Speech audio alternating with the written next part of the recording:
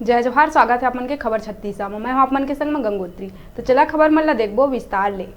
बेमेतरा जिला के नवागढ़ में शुभ मंगल भवन में मुख्यमंत्री कन्या विवाह कार्यक्रम में 27 जोड़ा मन परिणय सूत्र में बंधिस।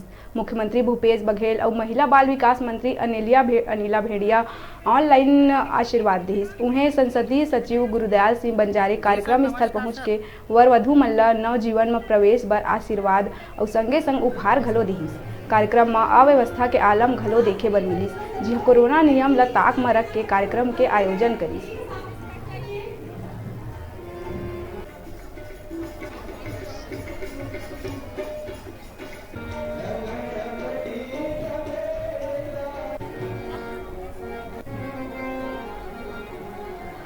मुख्य विषय है कि हमारे छत्तीसगढ़ प्रदेश में पूरे मुख्यमंत्री सामूहिक कन्या विवाह का आयोजन किया गया है, जिसमें समस्त जनप्रतिनिधियों मुख्यमंत्री से आज कन्यादान करने का शुभ अवसर मिला।